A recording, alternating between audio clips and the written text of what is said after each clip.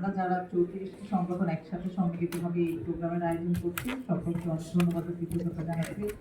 আসলে সব কথা চলেই আসছে, আমরা আসলে আর যেটা রিপিট না করি, আমাদের একটাই কমিটমেন্ট, যেটা হলো যে আমাদের পরিবেশকে আমরা ভালো রাখবো, আমাদের আচরণের পরিবর্তন করব, আমাদের দৃষ্টিভঙ্গি পরিবর্তন করবো, আগামী প্রজন্মের জন্য যেন আমরা সুন্দর বাসযোগ্য একটি শহর রেখে যেতে পারি এবং সরকারের সহযোগী হিসেবে যেন আমরা কাজ করতে পারি। এখানে যিনি আমাদের মাননীয় প্রধানমন্ত্রী একান্ত সচিব যিনি ছিলেন, ওনার কাছেই আসলে আমাদের প্রস্তাব, যেটা হলো ওনার মাধ্যমে প্রধানমন্ত্রীর কাছে যাওয়া, সেটা হলো যে আমরা এই বাসযোগ্য শহরকে কিভাবে ফিরিয়ে আনতে পারি, সকল ধরনের দূষণ কিভাবে নিয়ন্ত্রণ করতে পারি এবং পরিবেশ সংক্রান্ত যতগুলো আইন আছে সেই আইনের বাস্তবায়নটা কিভাবে আমরা সকলে সম্মিলিত করতে পারি, কারণ এটা আমাদের জন্য খুবই একটা দরকারি একটা জায়গা। এখন আমাদের যে পরিস্থিতি আমরা ফেস করছি সেই ফেস করার ওই জায়গাতে হলো সম্মিলিত প্রচেষ্টায় হলো এগিয়ে যেতে হবে এবং সকল মন্ত্রণালয়ের সমন্বয়ে আমাদের এই ধরনের কার্যক্রমগুলো যেন আমরা একসাথে করতে পারি।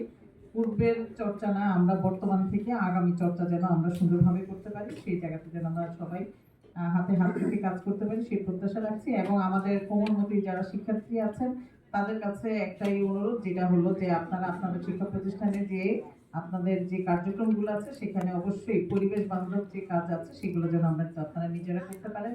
শিক্ষক মহোদয় যেটা বলছিলেন যে একটা ক্লাব করার কথা, সেই ক্লাব যেন আমরা করতে পারি। আর সেই সাথে হলো যে আমি পরিবেশ অধিদপ্তরের কাছে আমার একটা অনুরোধ আছে যে আমাদের দিবস ভিত্তিক যে প্রোগ্রামগুলো আছে সেইগুলোতে আমাদের স্কুল প্রতিষ্ঠানগুলোকে যদি আমরা সম্পৃক্ত করতে পারি তাহলে সেটা অনেক ভালো হবে, কারণ এটা হলো বেস, এই বেসমেন্টটা যেন আমাদের সুন্দর হয়। আমরা কিন্তু অনেকগুলো কাজ করছি, আজকে সময় স্বল্পতার জন্য কিন্তু আমি সেটা বলছি না, কিন্তু আমরা পরবর্তীতে একক মিটিং বা হলো যে কোনো আয়োজনের মাধ্যমে সকল কিছু শেয়ার করবো আপনাদের সাথে। ধন্যবাদ সবাইকে, আসসালামু আলাইকুম।